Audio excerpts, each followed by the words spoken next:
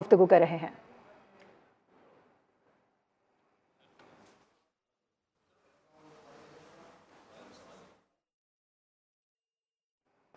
आपको बता दें कि एमक्यूएम के रहनुमा इस वक्त मौजूद हैं। आपसे कुछ ही देर में बाकायदा तौर पर प्रेस कॉन्फ्रेंस का आगाज़ हो जाएगा। इस वक्त हम आपको मनाजिर दिखा रहे हैं। मुस्तफ़ा कमाल को देखा जा सकता है, इसके अलावा सीनियर क़यादत वहीं पर मौजूद है। आपको बता दें कि अब से कुछ ही लम्हों के बाद इस प्रेस कॉन्फ्रेंस का बाकायदा तौर पर आगाज़ हो जाएगा। एमक्यूएम के रहनुमा मुस्तफ़ा कमाल इस वक्त प्रेस कॉन्फ्रेंस कर रहे हैं।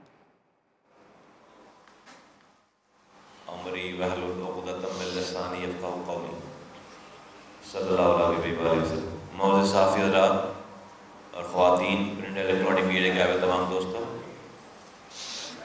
आप लोगों का एक दफ़ा फिर शुक्रिया अदा करते हैं कि आप हमारी दावत पे आप यहाँ तशरीफ़ लाए हैं। आज आपको यहाँ ज़हमत देने का मकसद मुल्क के मौजूदा हालात हैं। हम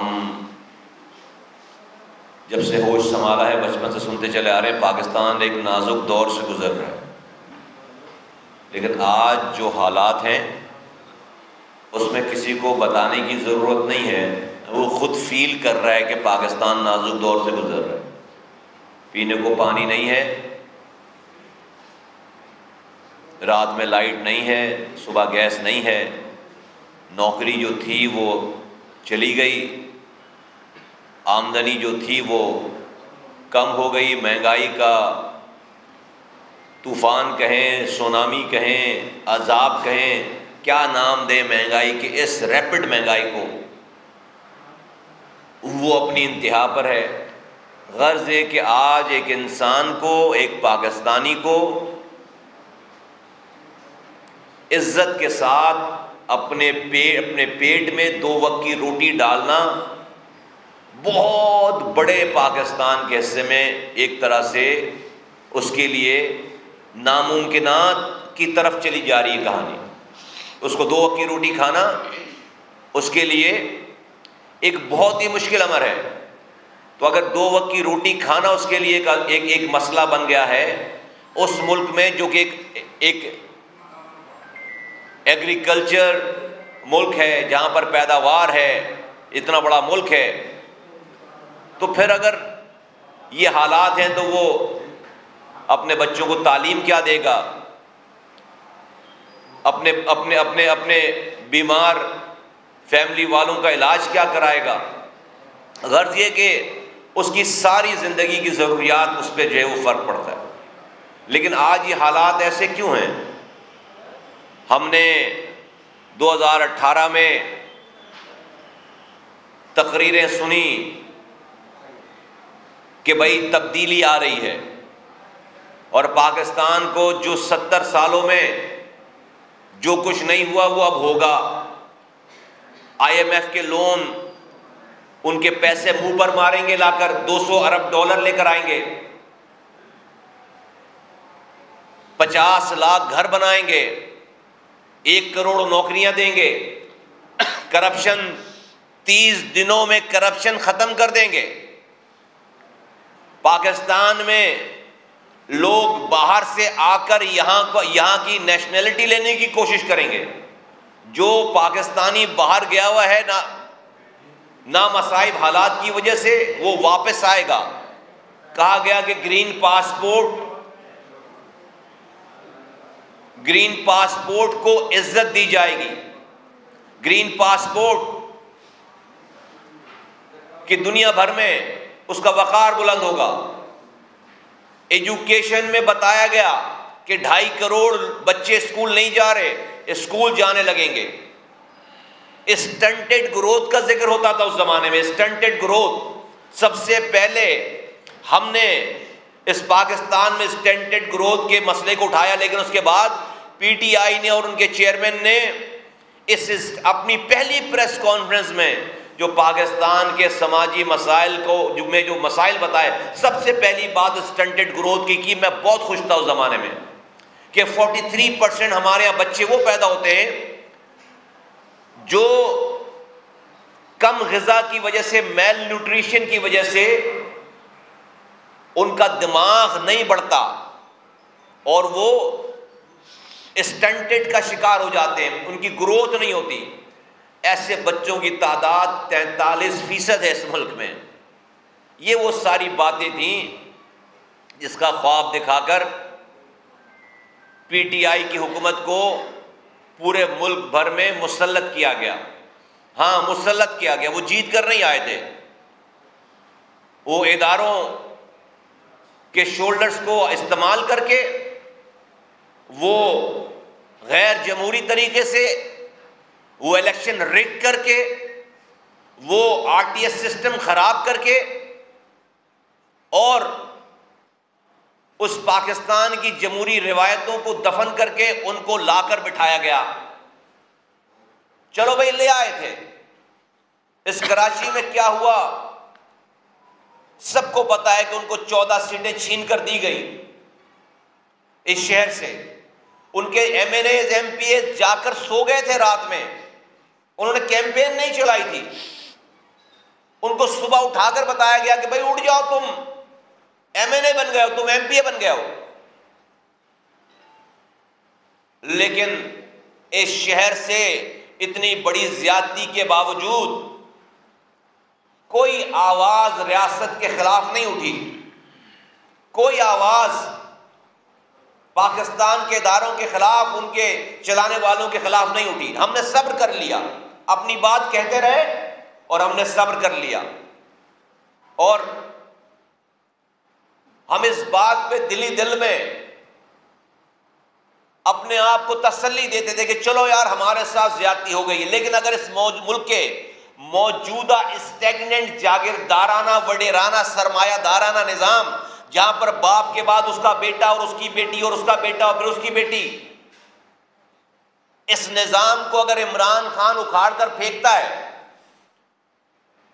इस मुल्क से करप्शन का खात्मा करता है, इस मुल्क के नौजवानों को मौके देता है, नई लीडरशिप जनरेट करता है, क्रिएट करता है और हमारे मुल्क के लोगों के हालात बेहतर हो जाते हैं, तो मैं सब्र कर लूंगा कि चलो भाई, मेरी मेरी मेरी मेरी जात की कुर्बानी, मेरी पार्टी की कुर्बानी, मेरी सियासत की कुर्बानी, चलो भाई कबूल है। लेकिन गजब खुदा का, जब उन्होंने अपने अमली दौर का आगाज किया तो हर 2 हफ्तों के बाद अपनी पहली कही भी बात पर यूटर्न लेते थे। हर 2 हफ्तों के बाद अपनी पहली कही भी बात पर यूटर्न लेते थे। 4 दफा 4 पहले का आईएमएफ के पास नहीं जाएंगे, अगर मैं गया तो मैं खुदकुशी कर लूंगा। 7 महीने लगा दिए उनके वजीर खजाना ने, उस वक्त के वजीर खजाना ने, पहले वजीर खजाना ने, जिनको ये सुपरमैन बनाकर लेकर आए थे कि ये जो है वो मुल्क की इकोनॉमी को टर्न अराउंड कर देगा। उसने 7 महीने यही नहीं फैसला कर सका कि उसको आईएमएफ के पास जाना है नहीं जाना। वो जो डॉलर शूट होना शुरू हुआ है उस वक्त से आज तक डॉलर पकड़ में नहीं आ रहा, ये वो टाइम है। फिर 7 महीने बाद फैसला कर लिया कि आईएमएफ के पास जा रहे हैं और फिर उनकी कंडीशंस पे आईएमएफ के पास गए और फिर एक ना रुकने वाला सिलसिला, इकोनॉमी की तबाही और बर्बादी का ना रुकने वाला सिलसिला। फिर 4 वज़राए खजाना चेंज किए, इतनी बड़ी टीम का दावा करते थे, बंदे नहीं इनके पास। वही सारी पुरानी पार्टियों में चलने वाले लोगों को अपने लेफ्ट राइट खड़ा करना शुरू कर दिया। तो तब्दीली कहां से आई? कौन सी तब्दीली? इन्हीं लोगों से तो जान छुड़ाने के लिए आपको लोगों ने वोट दिया था, आपको इदारे लेकर आए थे। उन इदारों ने आपको लाने के चक्कर में अपने चेहरे को मस्क करवा लिया, अपनी जात को मस्क करवा लिया, पूरे पाकिस्तान से दुनिया भर में दुश्मनी ले ली, पूरे पाकिस्तान से दुश्मनी ले ली। फॉरेन पॉलिसी का आपने बेड़ा गर्क कर दिया खिलवाड़ करने के चक्कर में। ऐसा लगता है कि कोई एक ऐसा शख्स जो गली कूचों की में कोई यूनियन काउंसिल का रोल प्ले ना कर सके, वो जाकर इंटरनेशनल मामला डील कर रहा है। कभी किसी से लड़ाई, कभी किसी से लड़ाई, कभी किसी के लिए कुछ, कभी किसी के लिए कुछ। क्या रियासत मुल्क ऐसे चला करते हैं? आपके मूड पर चला करते हैं? और फिर पाकिस्तान चलाने वाले इदारों ने आपको ढील दे देकर सारी नाजायज बातें आपकी मनवाकर जबरदस्ती मनवाकर आज मुल्क का यह हशर कर दिया कि हम निकल नहीं पा रहे। हम ऐसे दलदल में धंस गए हैं कि हमें एक आम आदमी मर गया है। ये मुल्क के लिए बातें शुरू हो गई कि मुल्क बचेगा, खुदा खाकम बादान नहीं बचेगा, इसकी इकॉनमी बचेगी नहीं बचेगी, ये हमारे एटमी असासे बचेंगे नहीं बचेंगे। किसका किया हुआ है ये क्या? हाँ, ये भी हुकूमत जो है वो नाअहल है, लेकिन इस नाअहली को तो उन्होंने आपसे इनहेरिट किया है भाई, आपसे इसको विरसे में लिया है। आप अभी होते तो पता नहीं इस पोजीशन को कहां से कहां ले जाते। और फिर आज जिस वक्त मुल्क में एक इंक्लूसिव पॉलिटिक्स की जरूरत है, खुदा के, ये देखो हम बैठे हैं ना यहां पर, ये जो हम बैठे हैं यहां पर, ये हम कभी सोच नहीं सकते थे कि मैं इस जगह पे आकर बैठूंगा। मैं कभी सोच नहीं सकता था कि मैं इन भाइयों के साथ बैठूंगा, इन बहन के साथ बैठूंगा। लेकिन किस चीज ने मजबूर किया? पैसे ने, पावर ने, सीटों ने? नहीं, ना यहां पैसा है, ना यहां पावर है, ना यहां सीटें। इस शहर में और दूसरी पार्टियां हैं जो सीट भी दे रही थी, ज्यादा पैसे दे रही थी, ज्यादा पावर वाली पार्टियां हुकूमत चला रही है 15-15 सालों से।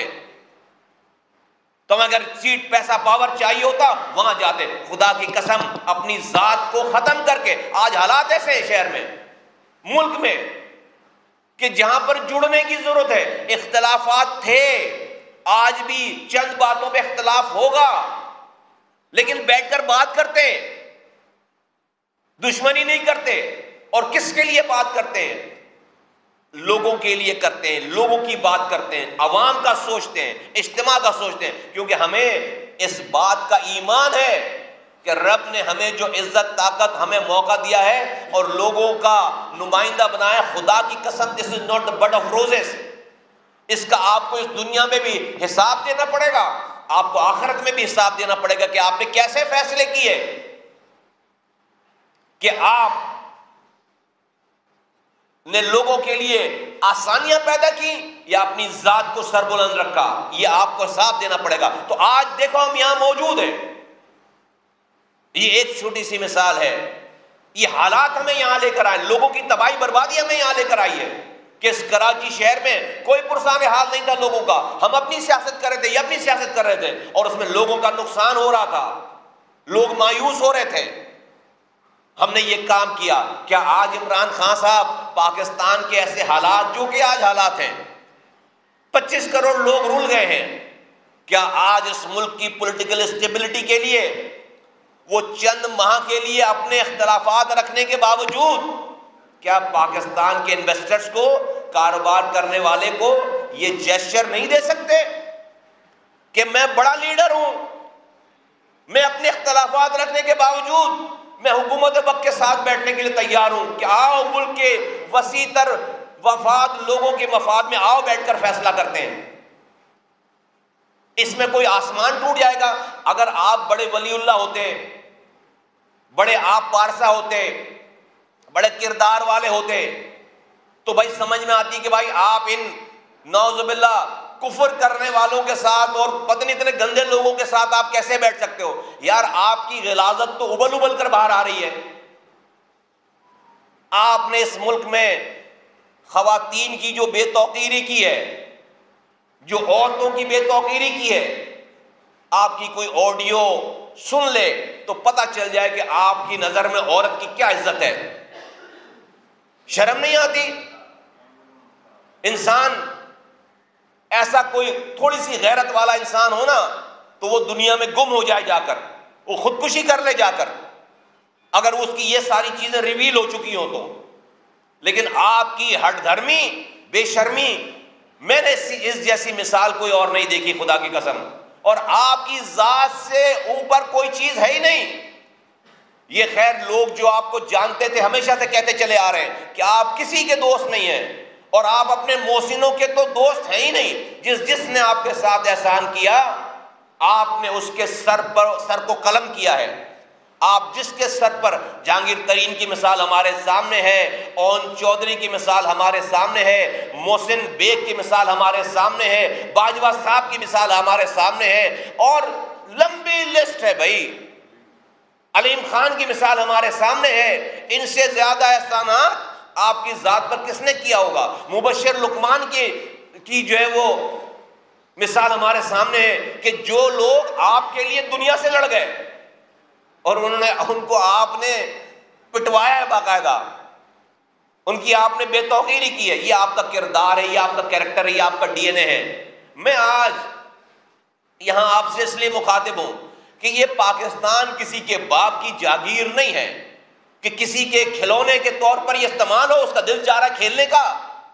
तो हम सब लोग 25 करोड़ लोग उसके खेल को देखकर अपने आप को तबाह, और उस खेल के नतीजे में हमारी तबाही बर्बादी हो रही है और हम उसको बर्दाश्त करते रहे। ये नहीं चलेगा भाई, ये नहीं चलेगा। इदारों की मसलियतें अपनी जगह, पाकिस्तान एक सिक्योरिटी स्टेट है। यहां पर आप माने या ना माने, यहां की फौज की एक रिक्वायरमेंट है। अब आप बोलेंगे गैर जमहूरी बात कर रहा है, ओ भाई है 70 सालों में, बदल लेना अगले 70 सालों में, लेकिन आज तो है। ये सिक्योरिटी स्टेट है। पाकिस्तान में फौज का एक रोल है, पाकिस्तान में एस्टेब्लिशमेंट का एक रोल है। वो दुनिया के दुश्मन ममालिक जिन्होंने पूरी दुनिया को तबाह बर्बाद किया, ये अरब स्प्रिंग के नाम पर पाकिस्तान सिर्फ इसलिए बचा रहा कि यहां पर एक मुनज़्ज़म फौज थी, है। यहां पर वो स्प्रिंग नहीं लेकर आ सके, यहां पर वो अफरा तफरी नहीं ला सके, सिर्फ मुनज़्ज़म फौज की वजह से। वरना जहां इराक देखो तबाह बर्बाद हो गया, फौज पहले तबाह बर्बाद की उन्होंने। शाम देखो तबाह बर्बाद हो गया, फौज तबाह बर्बाद की उन्होंने। लीबिया देखो तबाह बर्बाद हो गया, फौज तबाह बर्बाद की उन्होंने। पहले जो ऑर्गेनाइज फौज थी उसको तबाह बर्बाद कर दिया, मुल्क तबाह हो गया। ये मुल्क भी तबाह हो जाता, ये मुल्क भी फारिग हो जाता अगर यहां पर एक मुनज़्ज़म फौज नहीं होती। तो दुनिया ने इस फौज पर अटैक करा। भाई मैं कब कह रहा हूं कि वो फरिश्ते हैं? हमसे ज्यादा कौन जानता है, हमसे ज्यादा दुख किसने सहे इन 40 सालों में? अभी इमरान खान साहब टॉर्चर का जिक्र करते हैं और हर तकरीर में कहते हैं कि हम मेरे लोगों को, 4 लोगों का नाम लेकर कहते हैं कि इनको नंगा करके मारा। अरे भाई शेरवानी पहनाकर कौन मारता है? टू पीस पहनाकर कौन मारता है? हमसे पूछो, कराची वालों से 40 साल से पिट रहे हैं, 40 साल से पिट रहे हैं। हमें 40 साल से लापता हो रहे हैं, 40 साल से मशहूदा लाशें मिल रही हैं। आपके 4 लोगों को 4 दिन रखकर आपको छोड़ दिया। आप बातें, आप अपने नाम के साथ इमरान खान साहब जरा 10 मिनट के लिए एमक्यूएम का नाम लगाओ जरा, फिर मैं देखता हूं कि आपको फिर पता चले टॉर्चर होता क्या है, रियासत करती क्या है। आपको भी पता ही नहीं है रियासत क्या करती है और क्या कुछ होता है। आज उसके बावजूद हमने फौज, इस मुल्क के रियासती इदारों से शिकायतें जरूर की हैं, उनको मलाइन नहीं किया, उनको तबाह बर्बाद करने के लिए साजिश मुहिम नहीं चलाई, उनके खिलाफ ट्रेंड नहीं चलाए। दुनिया जो आज तक नहीं कर सकी थी हमारा दुश्मन, आज इमरान खान साहब ने वो सब कुछ कर दिया है। घर घर में नफरत फैला दी है। वो चीजें जो कि मुट्ठी बंद थी वो सारी मुट्ठी खोल दी है और ये मुल्क की तबाही की रेसिपी है। अगर आप बहुत बड़ा, आपके पास एक इंटेलेक्चुअलिज्म होता, आपके पास एक बहुत बड़ा पाकिस्तान को चलाने का कोई एक रोड मैप होता, हम आपकी बात मान लेते। आपको सिर्फ और सिर्फ वजीर आजम की कुर्सी पर बैठना है। यही आर्मी, उसका इदारा, उसके चीफ, उसकी DGI, उसकी DGC आज आपको गैर जमहूरी तरीके से दूसरों को बाहर फेंक कर पहले की तरह आपको लाकर बिठा दें, आप जो है वो कहेंगे हम एक पेज पर आ गए। आप फौज की मुदाखलत के खिलाफ नहीं है, आप फौज की मुदाखलत अपने हिसाब में, अपनी मर्जी में चाहते हैं। आप फौज की मुदाखलत अपने लिए चाहते हैं। फौज जहां न्यूट्रल हो गई वो जानवर हो गई, जहां न्यूट्रल हो गए, जहां पर आपकी मदद करना नाजायज बंद कर दिया उन्होंने, वो जानवर हो गए, वो मीर जाफर मीर सादिक हो गए, वो अमेरिकन एजेंट हो गए और पता नहीं क्या कुछ। पाकिस्तान इसका मुतहम्मिल नहीं हो सकता, पाकिस्तान ये अफोर्ड नहीं कर सकता। तो इसलिए PTI हुकूमत ने खारजा पॉलिसी का बेड़ा गर्क कर दिया, आपको हर चीज का हिसाब देना होगा। एमक्यूएम रहनुमा मुस्तफ़ा कमाल न्यूज़ कॉन्फ्रेंस कर रहे थे।